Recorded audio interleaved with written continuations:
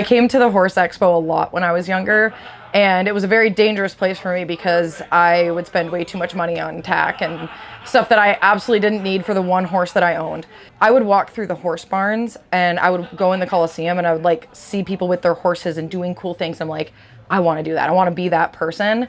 And I remember the first time that I showed my horse at the fair that I kind of realized that I saw these little girls that were looking at me in awe, and I realized, oh my gosh, I get to be that person now.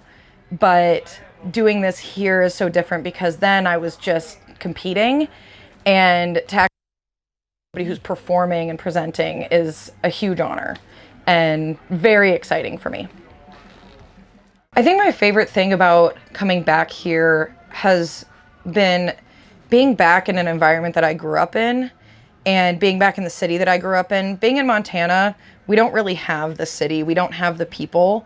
And I kind of forget when I leave and when I'm in Montana for so long, I kind of forget what it's like to come into a city and be around so many people that are just in love with horses. And so it's really, it's been really cool to be back in that environment, to be around so many people. I don't often get in front of crowds like this. So that's been really exciting.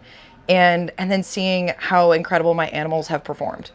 They have really taken everything in stride and they've come through for me. You know, June was having a bit of a hard time with the travel leading up, and to see her just flip around, and I've always said that she might struggle a little bit right before a performance, but the second we're in, she turns it on, and she has each time. She's been incredible. She's been going up and down the streets without a bridle and meeting people, and particularly she's loving seeing all the kids that are coming to watch. That's been her favorite thing. So that's also my favorite thing, is being able to share that with kids.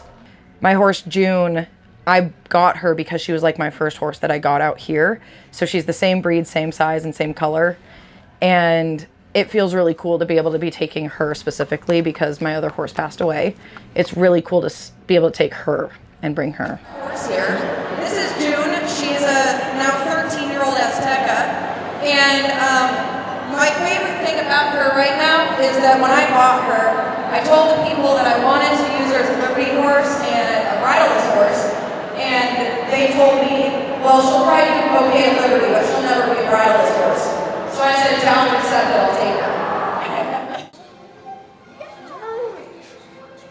Well, then the other thing that's kind of cool is growing up, I had a black dog named Belle, who I learned to train dogs with. She was, you know, she did a lot of the same tricks that Walter does, but not quite as well because I started training her when I was 12 years old. And I learned so much from her. And then to get another dog that looks very similar, and, you know, I wouldn't have him without her. You know, that's one reason I was attracted to him, was that he kind of looked similar to her and had a similar drive.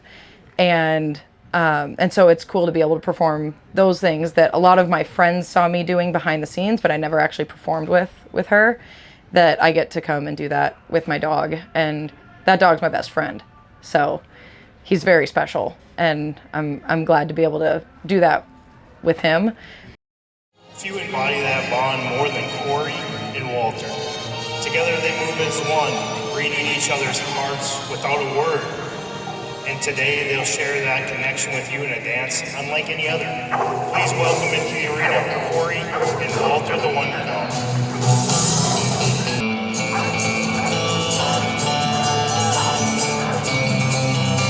I kind of joke a lot that horses are my job, but dog training is my hobby, and it's really fun to combine the two. And when I get out there with the dog, I don't have to think quite as hard. I'm not focused on anything but just having a good time with my best friend. And when I get out there with the horse, I tend to be a little bit more serious, but I definitely have taken time to be, to just kind of loosen up a little bit when I get out there. So in the performance that we just did, I was able to put my arms outstretched and just actually take in that moment and really enjoy it. And that's really special, to kind of breathe a little bit with my horse. And yeah. I think the thing that's most bittersweet is that it couldn't be my first horse. I always dreamed of doing this with him. And I think being back it's hard to not have him. I definitely miss him more when I'm here with horses because he was such a special horse to me. So, you know, that's the hardest thing, but I wouldn't have this opportunity without him, and I wouldn't have June without him, and June is so spectacular. So it's a little bittersweet that it's not him. And I did lose a lot of horses in quick succession, so June has really stepped up to the plate to take those spots, and that's hard.